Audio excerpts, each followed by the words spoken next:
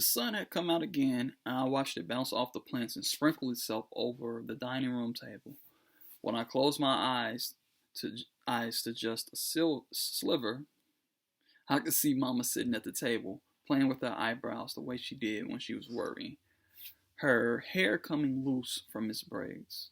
I watched my ghost Mama for a while.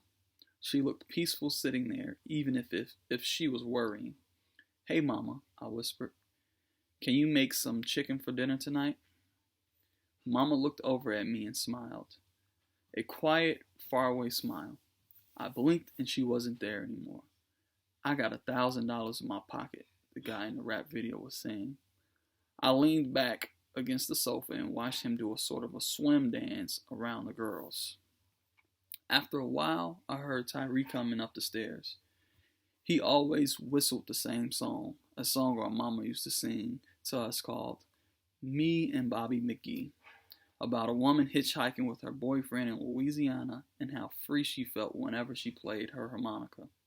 When Tyree sang the words, sometimes it made me want to get a harmonica and get out onto the road. Maybe see a sunset.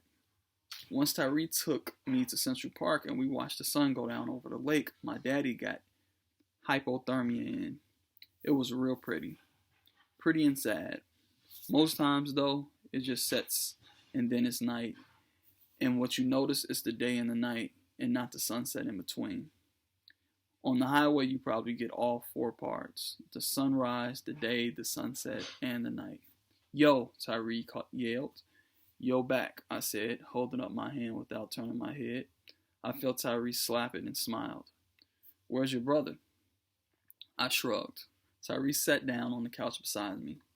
He was tall and skinny looking, but not really. When he wasn't wearing a shirt, you could see all his muscles. But with his clothes on, he looked skinny. He used to have locks, but he cut them off when he started working full time, and now his hair is short and neat like an old man's, even though he's only 22. He leaned back against the couch and loosened his tie. I guess Tyree's like our daddy. He works and pays the rent and buys groceries and stuff. After Mama died, the people at the publishing house let him start working full time. Now he's the mailroom manager there and says the work isn't so bad, but once in a while people blame him for stuff that isn't your fault. Tyree says it's not even worth getting mad about, really. He says that's how it is in the real world. People always looking for someone else to blame, so he might as well get used to it. "Where's your brother, Laf?" he asked again. "Just left." Tyree looked at me, a slow smile coming to his face. He had the best smile in the world. Everybody said so. So when he smiled, it made me think about when I used to go to church, how I sit there staring at this stained glass window of Jesus with all the kids around him. Jesus was smiling, and the kids were smiling. Everything seemed peaceful and right. That's what Tyree's smile was like, peaceful and right. Once I heard Mrs. Williams, who lives downstairs, call him Saint Tyree, and I heard Tyree laugh and say, "But I ain't dead yet, Mrs. W." That's what he said to tell me. Tyree raised his eyebrows at me.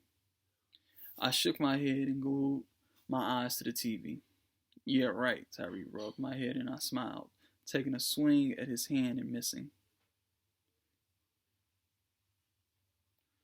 "He really did just leave, T, like maybe a half hour ago." "He say where he was going?" "Nah." Tyree frowned. "Boy better not be out there getting in any more trouble, and that's for sure. And you better not be getting into any trouble either." He tapped the back of my neck. "If New Charlie got into trouble again, they'd send him off to someplace worse than Rahway." The social worker said that she'd also have to send me either down south with Aunt Cecil or into foster care, because if New Charlie got into trouble again, it meant Tyree couldn't handle us. I don't really agree with that, but okay. "You hear me, Laf? Do I look like I'm getting into trouble, man?" "Looks can be deceiving, little brother." "Well, I'm not. I'm not New Charlie, I'm not getting into trouble. Just sitting here watching some TV, and that's all. A little TV never hurt nobody." Tyree looked at me for a moment, then smiled again. "Well, it didn't.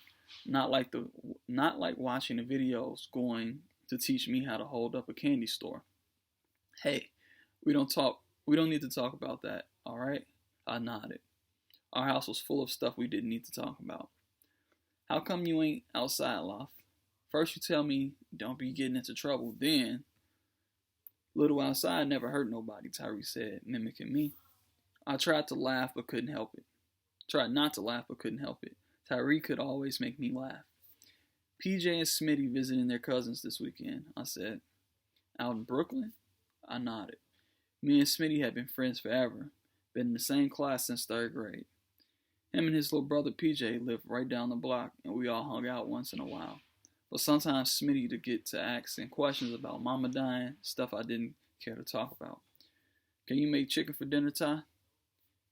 He jutted his chin toward the kitchen. I read your mind. Took it out the freezer before I went to work this morning. You gonna fry it? Yeah. We sat watching TV for a while. Tyree wasn't really watching though. He looked like he was thinking deep about things. You thinking about mama? I asked. Tyree shrugged. Not really. Kind of, I guess. Why do you ask? 'Cause I'm always thinking about her. Me too. Me and Tyree stared at the TV, feeling mama somewhere nearby, and the house in my head, chock full with things we weren't allowed to talk about. Alright, so make sure that you watch the show using the YouTube link, like I said, and go ahead and do your comparisons between the show and the book.